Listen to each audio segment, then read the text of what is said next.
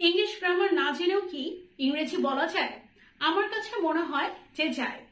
আমরা যখন বাংলায় ভাষায় কথা বলতে শিখেছি তখন কিন্তু আগে ভাষা শিখেছি, পরে আমরা বাংলা ব্যাকরণ শিখেছি। তবে অবশ্যই ইংলিশ গ্রামার জানলে সেন্টেন্সটা আমরা একদম 100% কারেক্টলি বলতে পারবো এবং লিখতে পারবো। আজকের এই ভিডিওতে আমি খুবই কমন কিছু ইংরেজি সেন্টেন্সেস নিয়ে আলোচনা করতে যাচ্ছি, যেগুলো আপনারা আপনাদের দৈনন্দিন জীবনে শিখে ইংরেজি গ্রামার না জানলেও ব্যবহার করতে পারবেন। আমি চেষ্টা করব এই ধরনের সেন্টেন্সেস নিয়ে আরো কিছু ভিডিও তৈরি করার জন্য। আশা করছি আমার ভিডিওটি মনোযোগ দিয়ে শুরু থেকে শেষ পর্যন্ত দেখবেন এবং এই ধরনের সহজ সহজ ইংরেজি বাক্যগুলো আপনারা শিখে নেবেন, সো দ্যাট আপনারা খুব সহজেই ইংরেজি গ্রামার না জানলেও আপনাদের কনভারসেশন মুভ অন করতে পারেন।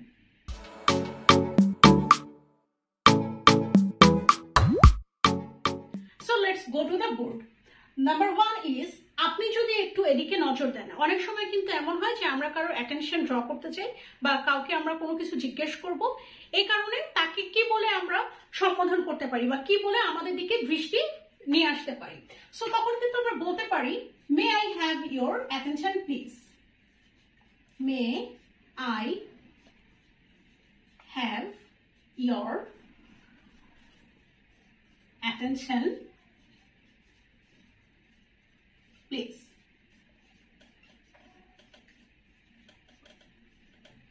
নাম্বার 2, তোমার মুখ আমাকে দেখাবে না। আমরা যদি কারোর উপর রেগে যাই তখন কিন্তু আমরা এই ধরনের সেন্টেন্স বলে থাকি যে তোমার মুখ আমাকে দেখাবে না। So do not show me your face.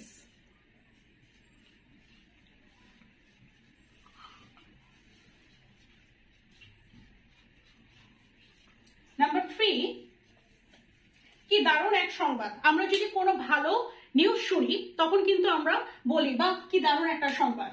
So এটাকে আমরা ইংরেজিতে বলতে পারি, what a fantastic news it is. What a fantastic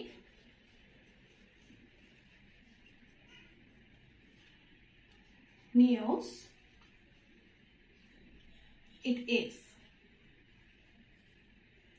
number 4, তুমি কি কিছু মনে করবে যদি আমি এটা নেই। অনেক সময় কিন্তু আমাদের এমন হয় যে আমার কাছে কোনো কিছু নেই বা আমার একটা জিনিসের প্রয়োজন বা আমি কোনো একটা কিছু ইউজ করব যেটা আমার নয়, তো তখন আমি কারোর কাছ থেকে সেই জিনিসটা নিতে চাই।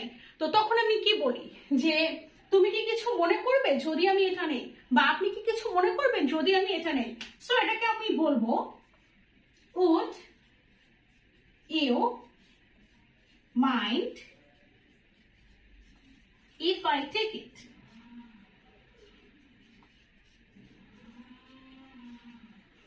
So number 5 is, আমি বাসে করে স্কুলে যাই। অনেক সময় কিন্তু জিজ্ঞেস করতে পারে, আমরা যে কোনো স্টুডেন্টকে কিন্তু জিজ্ঞেস করি যে তুমি কিভাবে স্কুলে যাও, তো তখন how you go to school. তো তখন কিন্তু এভাবে বলা যায় যে I go to school by bus. এই প্রশ্নের উত্তরটা এভাবে দেওয়া যায়, I go to school by bus. Number 6, আমি কি তোমার জন্য অপেক্ষা করব। যদি আমরা কাউকে জিজ্ঞেস করতে চাই যে আমরা তার জন্য ওয়েট করব কি করব না, সো এই ধরনের কনভারসেশনের ক্ষেত্রে এভাবে জিজ্ঞেস করতে পারি যে would I wait for you.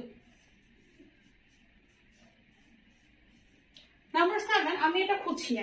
অনেক সময় এমন হয় যে কোনো প্রয়োজনীয় জিনিস আমরা খুঁজছি বাট পাচ্ছি না, সো তখন কিন্তু এভাবে বলতে পারি যে I am looking for this.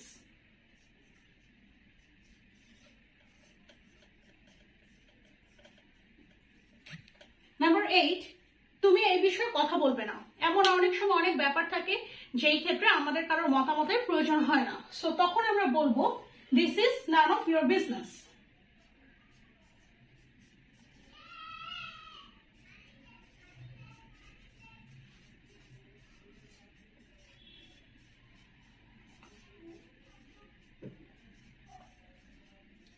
Number 9, তুমি কি আমাকে সহযোগিতা করবে।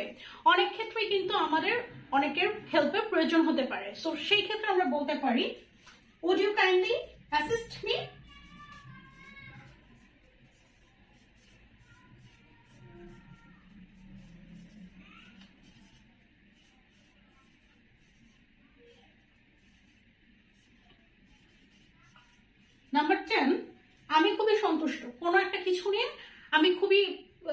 হ্যাপি অথবা আমি কোনো কিছু নিয়ে খুব সন্তুষ্ট, কোনো কিছু নিয়ে আমার কোনো কমপ্লেইন নেই, সো তখন আমি বলতে পারি I am very pleased.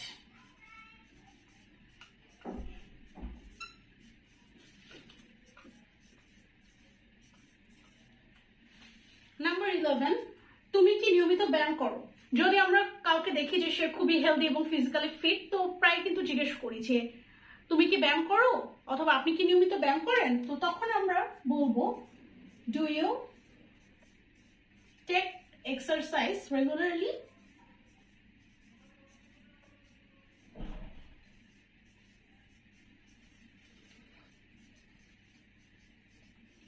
Number 12, আমার মনে হয় আমরা এটা খুব সহজেই করতে পারবো। অনেক কাজ আমাদের কিন্তু মনে হয় উই অ্যাজিউম দ্যাট আমরা একটা কাজ খুব সহজেই করে ফেলতে পারবো, মানে কাজটা আমাদের কাছে একদমই ডিফিকাল্ট না। তখন আমরা বলি আমার মনে হয়, sorry I think we can do the work অথবা we can do it very easily. Number 13, আমি সত্যিই কৃতজ্ঞ। কাউকে যদি আমি এটা বলি, কেউ যদি আমার কোনো হেল্প করে থাকে, তাহলে কিন্তু বলি যে সত্যি আমি কিন্তু আপনার কাছে খুব কৃতজ্ঞ। সো তখন আমরা বলবো I am very grateful.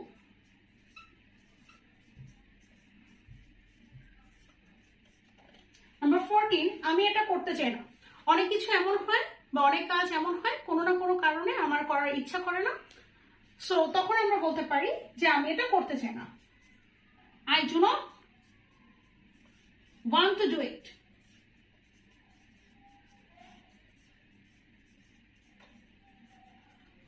Number 15, আমাদের বড়দের সম্মান করা উচিত। এটা কিন্তু একটা অ্যাডভাইসমূলক সেন্টেন্স, ইম্পারেটিভ সেন্টেন্স। সো আমরা কিন্তু ছোটদেরকে প্রায় সময় বলি বা অ্যাডভাইস করি যে আমাদের বড়দের সম্মান করা উচিত। সো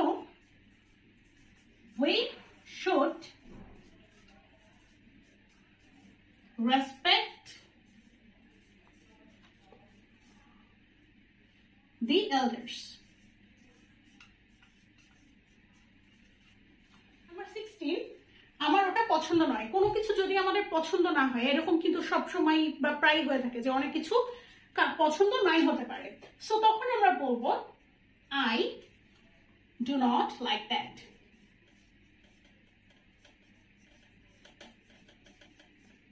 নাম্বার 17, তুমি কি আজ বাইরে যাবে? কারোর কাছে যদি আমি জানতে চাই যে সে বাইরে যাবে কিনা, সো তখন আমি বলবো will you go outside today?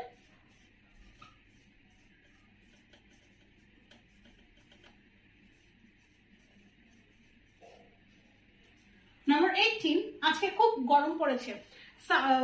গ্রীষ্মকালে কিন্তু খুব গরম পড়ে, সো এটা খুবই কমন একটা সেন্টেন্স।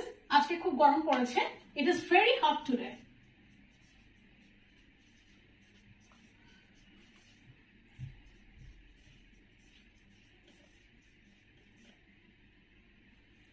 নাম্বার 19, তোমার কি আজ অফিস আছে?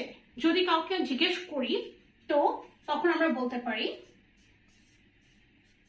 do you have office today?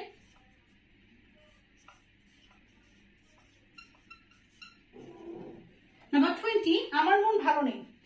মন সবসময় ভালো নাও থাকতে পারে, কখনো ভালো থাকে বা কখনো খারাপ থাকে। সো যদি মন ভালো না থাকে, তখন বলবো I am sad today. আমার মন ভালো নেই। 21, তোমার জামাটি খুব সুন্দর। কারো ড্রেস যদি আমাদের খুব পছন্দ হয়, তখন কিন্তু আমরা এই কমপ্লিমেন্টটা দেই, your dress is very beautiful.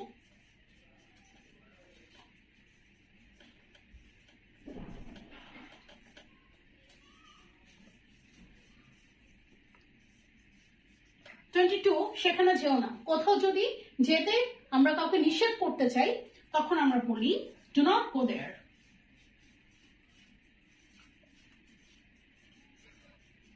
23, কাজটি দ্রুত করো। কাউকে যদি আমরা ইনস্ট্রাক্ট করি বা কোনো একটা কাজ যদি আমাদের খুব আর্জেন্ট হয়, তখন কিন্তু আমরা বলি কাজটি দ্রুত করো, do the work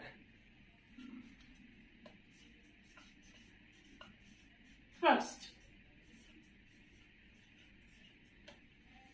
24 সে প্রতিদিন হাঁটে। সো কেউ যদি প্রতিদিন হাঁটে তখন আমরা বলি he walks every day. 25 তুমি কি কাজটি শেষ করেছিলে?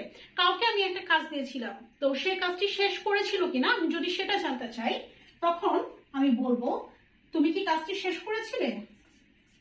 Did you complete the task?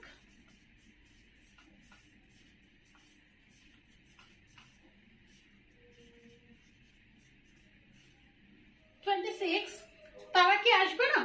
So আমরা বলবো will they not come? 27 তুমি সবসময় দেরি করে আসো, এরকম কিন্তু অনেকেই থাকে যারা মোটেই পাঞ্চুয়াল না। সো আমরা বলতে পারি you come late always.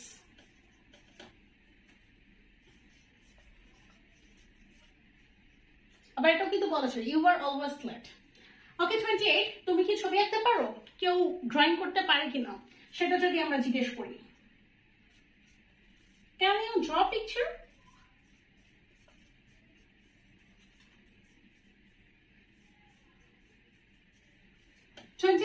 সে গতকাল বাজারে যায়নি।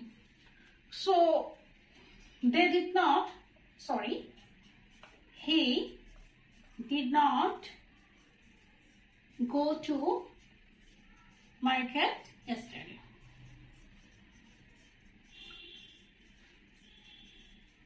Number 30, the last one for today's class. আমরা কাল ছুটিতে থাকবো। সো কেউ যদি ছুটিতে থাকবে বা অফিস আসবে না বা সামথিং তখন আমরা বলবো we will be on leave tomorrow.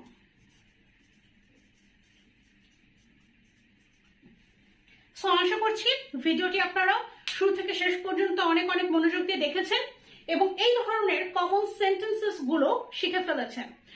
আগামী ভিডিওগুলোতে এই ধরনের সেন্টেন্সেস নিয়ে আমি আরো আলোচনা করব। আমরা চেষ্টা করব যে আগামী কয়েকটি ভিডিওতে আমাদের দৈনন্দিন জীবনে ব্যবহৃত যে বাক্যগুলো আমরা বাংলায় বলি সেগুলো যেন খুব সহজেই ইংরেজিতে বলতে পারি। সো এই প্র্যাকটিস সেশনটা আমাদের কন্টিনিউ হবে। আমার ভিডিওটি যদি ভালো লেগে থাকে তাহলে আপনার ফ্রেন্ডসদের সাথে শেয়ার করতে পারেন। যারা আমার চ্যানেলটি অলরেডি সাবস্ক্রাইব করেছেন আপনাদেরকে অসংখ্য ধন্যবাদ। যারা আমার এই ভিডিওটি আজকে নতুন দেখছেন যদি ভালো লেগে থাকে আমার চ্যানেলটি সাবস্ক্রাইব করবেন। সো দেখা হবে আবার আগামী ভিডিওতে। এই ধরনের সেন্টেন্সগুলো কিন্তু আপনাদের রেগুলার কনভারসেশনকে অনেক বেশি স্ট্যান্ডার্ড করবে এবং আপনাদের জানার যে পরিধিটা আপনাদের যে কনভারসেশনের ওয়েস্টটা সেটাকে অনেক বেশি এনরিচ করবে। সো চেষ্টা করবেন প্র্যাকটিস করার জন্য। আসসালামু আলাইকুম, আল্লাহ হাফেজ।